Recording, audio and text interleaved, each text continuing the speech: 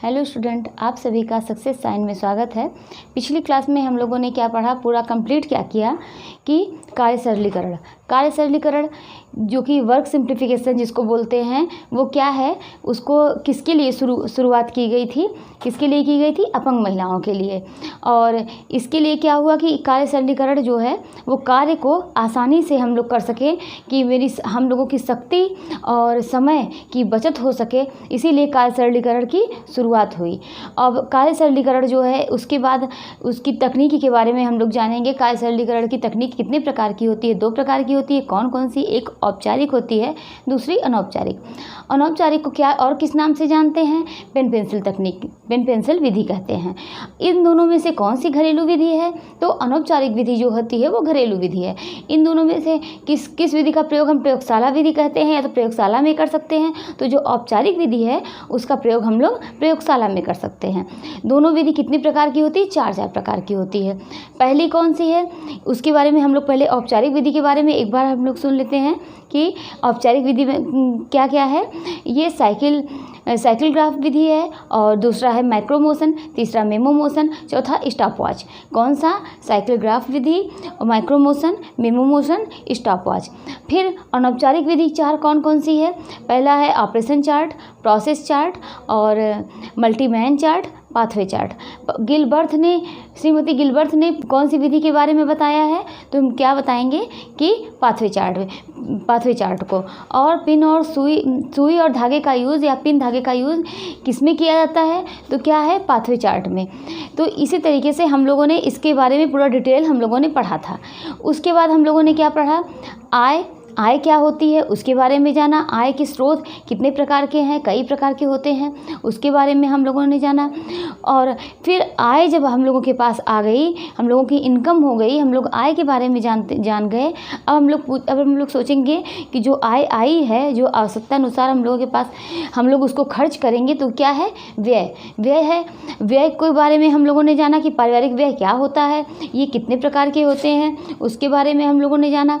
फिर अब बचत के बारे में हम लोग जानेंगे। व्यय की 5 विधियां हैं जिसके बारे में हम लोग डिस्कस कर चुके हैं कि कौन कौन सी। आर्थिक योजना विधि, समान वेतन विधि, 50-50 मेथड इसको कहते हैं, बराबर विधि, फिर उचित मांग की विधि और हस्तमुक्त विधि।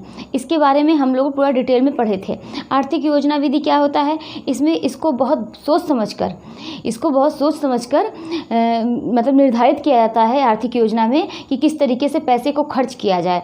जिस चीज़ों की प्राथमिकता पहले होती है, पहले उन सब चीज़ों पे, उन सामानों पे खर्च पहले किया जाता है। इसको कहते हैं आर्थिक योजना विधि कि कितना पैसा कहाँ खर्च करना है, इसके बारे में हम लोग जान समझकर उसके बाद हम लोग पैसे को खर्च करते हैं। ये आर्थिक योजना विधि है। उसके बाद हम लोग क्या देखेंगे कि समान वेतन विधि में क्या होता है कि समान वेतन विधि में ये नहीं है कि दोनों की हस्बैंड और वाइफ का वेतन समान है, ऐसा कुछ नहीं है।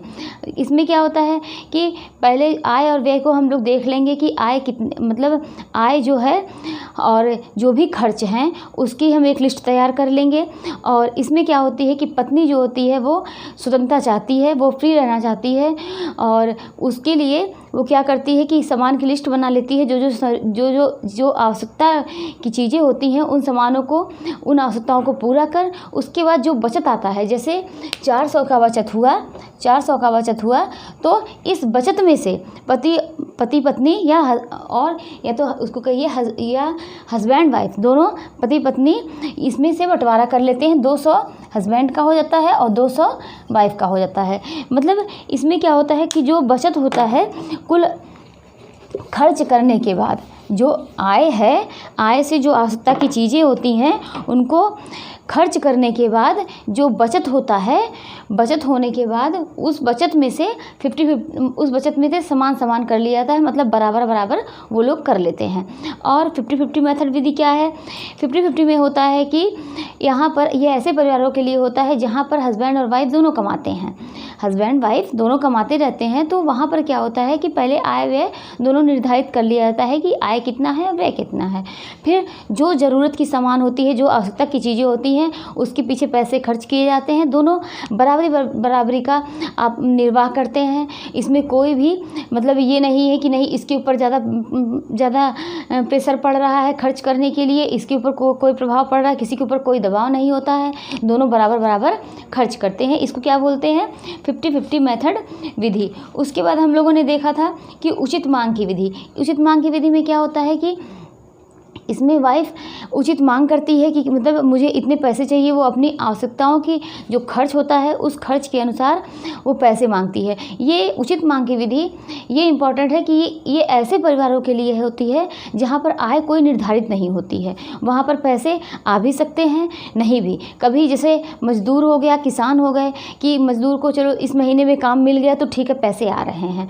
किसान इस समय खेती हुई और खेती को बेचा गया, मतलब जो भी फसल हुई उसको बेचकर पैसे कमाए गए। लेकिन कोई ज़रूरी नहीं कि जो फसल हम बोए हैं, किसान ने जो फसल बोया है वो फसल उसकी पैदावार अच्छी हो और उसका इनकम उससे अच्छा हो, तो ये ज़रूरी नहीं है। तो ये ऐसे परिवार के लिए है जहाँ पर आय निर्धारित नहीं है।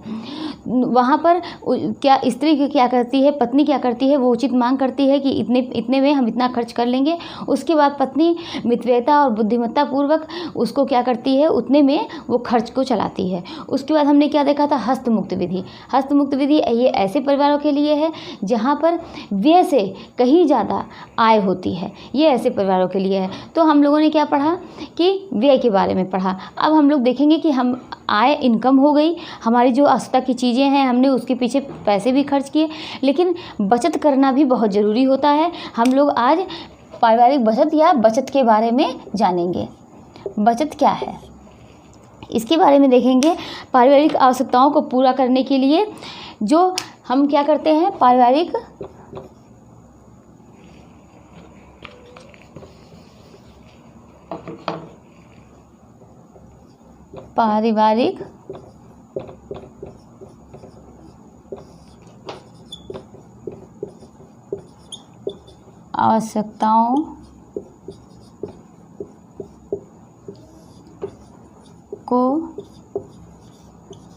को पूरा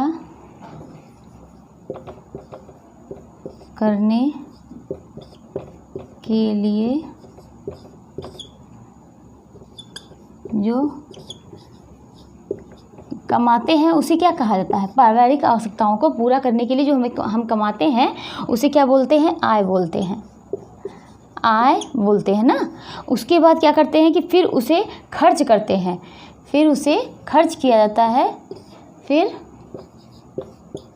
उसे खर्च करते हैं। ये क्या कहलाया? ये व्यय। ये क्या है? व्यय है। ये अपनी भाषा में आप लोगों को समझा रहे हैं।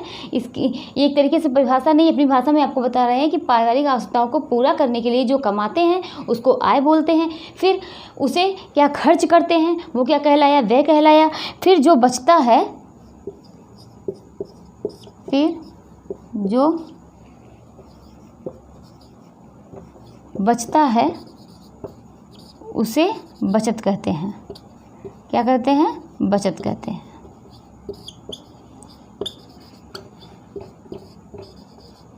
बचत कहते हैं। तो ये क्या हुआ? अब हम लोग देखेंगे कि केन्स के अनुसार क्या परिभाषा बचत की क्या परिभाषा दी गई है। किसके अनुसार? केन्स के अनुसार।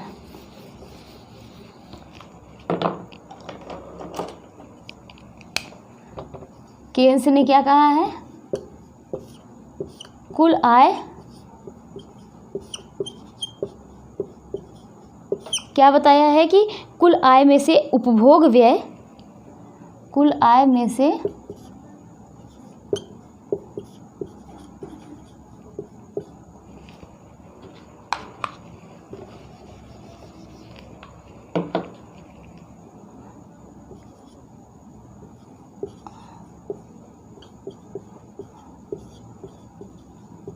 व्यय निकाल देने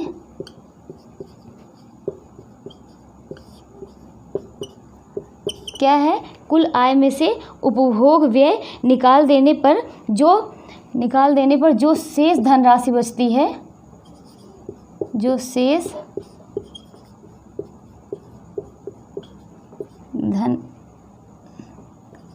धनराशि बचती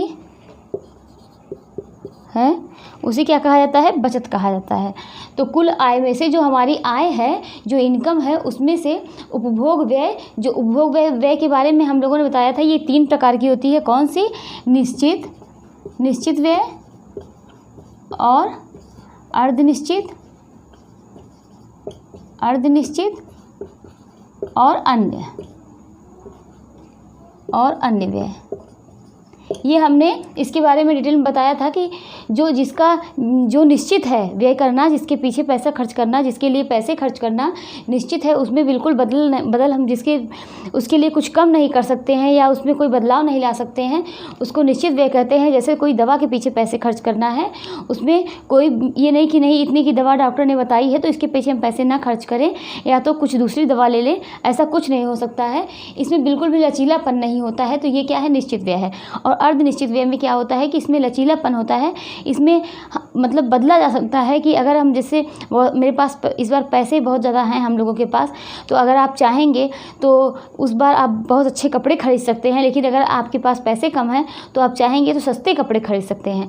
तो ये जो है इसमें अर्धनिश्चित में ये लचीलापन होता है, इसमें इसको बदला जा सकता है। और अन्य व्यय क्या होता है कि ये अपनी इच्छा पर निर्भर होता है। तो इसके बारे में ये क्या है कि कुल आय में से उपभोग व्यय जो है निकाल देने पर जो शेष धनराशि बचती है वो क्या कहलाती है? बचत। अब बचत के बारे में हमने जाना कि बचत क्या है।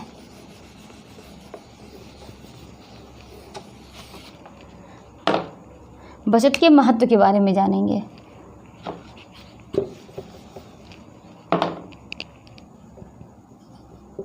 बचत के महत्व। बचत का महत्व क्या है कि बचत करने से क्या होती है कि कुशलता आती है, हम लोगों को जो संतुष्टि होती है, बचत करने से संतुष्टि होती है। क्या होती है? संतुष्टि होती है। ऐसा क्यों है कि अगर हम बचत कर रहे हैं, मेरे पास पैसे हैं, तो हम लोगों का माइंड जो है वो संतुष्ट होगा। क्यों? क्योंकि अगर पैसे ही नहीं हैं आपके पास, अगर आपके पास बहुत ज़्यादा पैसे जितने आपने कमाए और आपके पास उतना पैसा आपका खर्चा हो गया, तो इससे क्या होता है कि इससे टेंशन होगी ना कि अगर मान लीजिए कोई आपको ज़रूरत पड़ गई, कोई आकस्मिक दुर्घटनाएं हो गई, कोई व्यक्ति बीमार हो गया, तो उसके लिए पैसे कहाँ से आएंगे? तो इसीलिए बचत करना बहुत ज़रूरी होता है। तो जिससे क्या होता है कि बचत करने से हमको संतुष्टि होती है, संतुष्ट होते हैं ये बचत करने से। और दूसरा क्या है कि बचत से आय में वृद्धि होती है। आय में वृद्धि ऐसा क्यों है कि जब हम बचत करेंगे तो अगर आप जैसे आपकी सैलरी 4,000 है और आप पर मंथ 1,000 कम से कम बचत कर रहे हैं, तो उस 1,000 का क्या करेंगे? उसको हम बैंक में जमा कर सकते हैं। जब बैंक में जमा करेंगे तो जो उसमें जो ब्याज मिलेगा हमको, कुछ भी पैसे जो बढ़ेंगे ब्याज मिलेगा, तो उससे क्या है वो बढ़ ही तो रहा है। तो ये क्या कहलाया कि आय में उससे वृद्धि होगी। और भी हम कई यूज़ की चीज़ें जिससे हमारी और इनकम बढ़े। अगर हमारे पास बचत है, हमारे पास पैसे हैं, तो उससे हम बहुत कुछ कर सकते हैं। लेकिन अगर आप ये सोचे खर्च कर दे रहे हैं, जितना आपके पास आपकी इनकम हो रही है आप उसको सारा खर्च कर दे रहे हैं, तो आप आगे का सोच नहीं पाएंगे कि नहीं किसके लिए कितना पैसे खर्च किया है, जिससे घर को आसानी से सुविधापूर्वक चलाया जा सके। तो इससे क्या है? आय में वृद्धि। उसके बाद तीसरा क्या है? अनावश्यक खर्चे।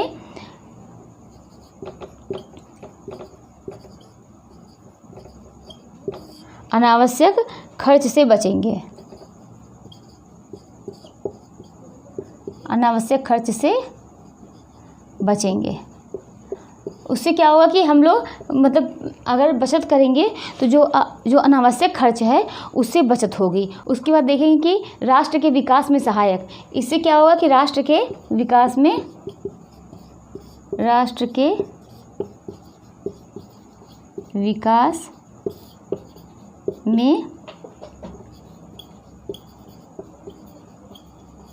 सहायक, राष्ट्र के विकास में सहायक, और वृद्धावस्था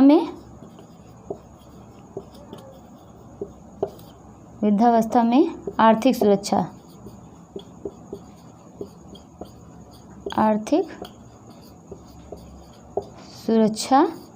उसके बाद क्या है कि आकस्मिक खर्चों से सुरक्षा।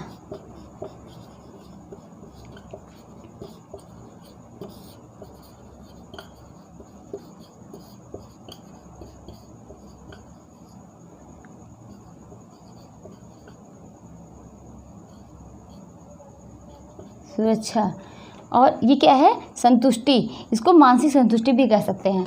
तो बचत के महत्व क्या है कि संतुष्टि होगी, मानसिक संतुष्टि होगी, और आय में वृद्धि होगी, अनावश्यक खर्च से बचेंगे, राष्ट्र के विकास में सहायक, जो हम बैंक में पैसे जमा करेंगे वो राष्ट्र के विकास में सहायक होगा, और वृद्धावस्था में आर्थिक सुरक्षा, पैसे रहेंगे और धीरे धीरे हम लोग बचत करते जाएंगे कि जैसे जो भी इनकम आ रही है, जो भी आय हमारी है, उसमें से पर मंथ हम कुछ बचत करेंगे। तो इससे क्या होगा कि वृद्धावस्था में आगे चल के जो भी दिक्कतें आएंगी वृद्धावस्था में, उससे बीमारियों में कम से कम कुछ पैसे रहेंगे कि जिससे आसानी से कोई बीमारी हो, कोई दिक्कत हो तो उससे निपटा जा सकता है।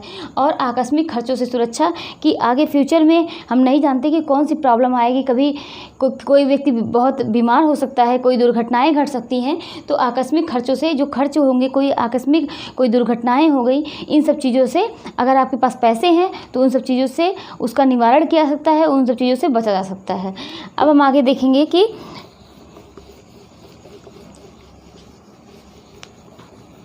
बचत के निर्धारक तत्व।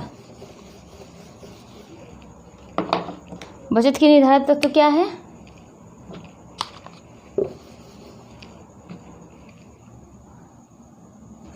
बचत के निर्धारक तत्व क्या है? 3।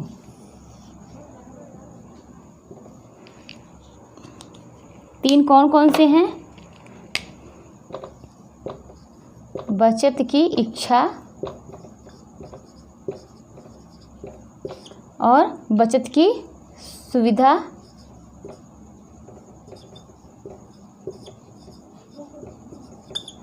बचत की इच्छा, बचत की सुविधा, और उसके बाद क्या है? बचत की क्षमता।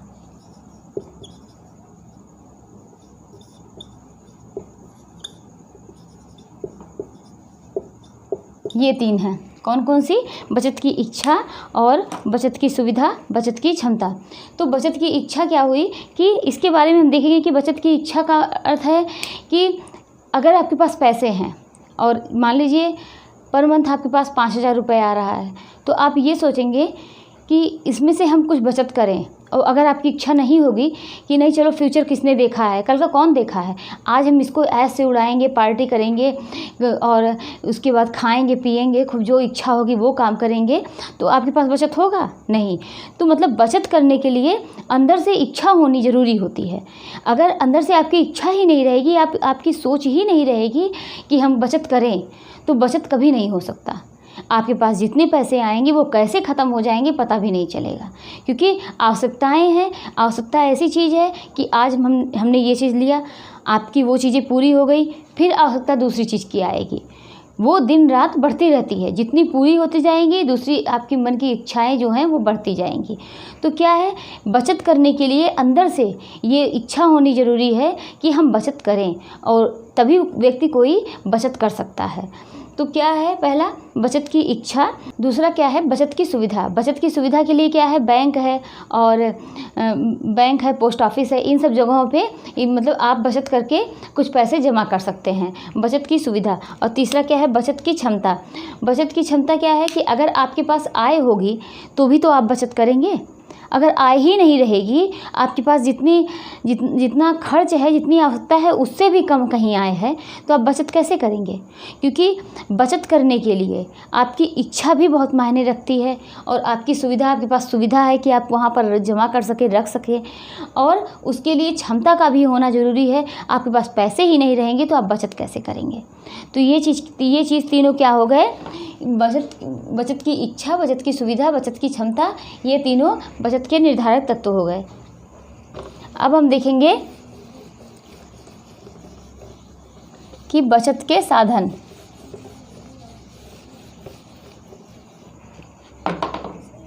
बचत के साधन देखेंगे कौन कौन से हैं।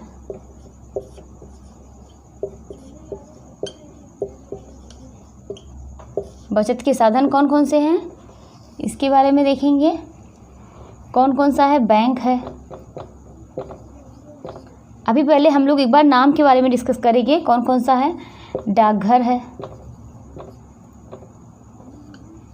फिर तीसरा क्या है कि एनएससी है।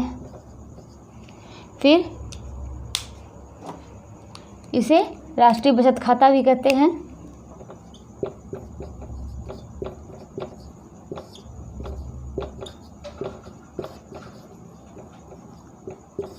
फिर क्या है? शेयर है। फिर अंश है। उसके बाद फिर भविष्य निधि है। भविष्य निधि।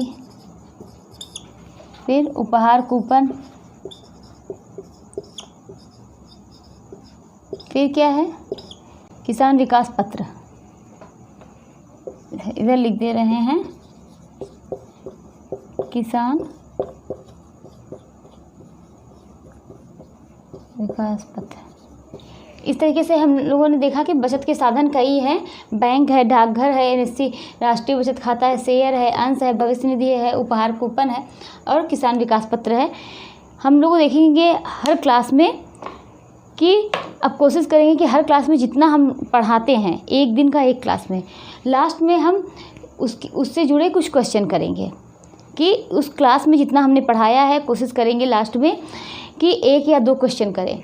अब हम इसके आगे इसके बारे में डिटेल में नेक्स्ट क्लास में हम लोग जानेंगे कि क्या है।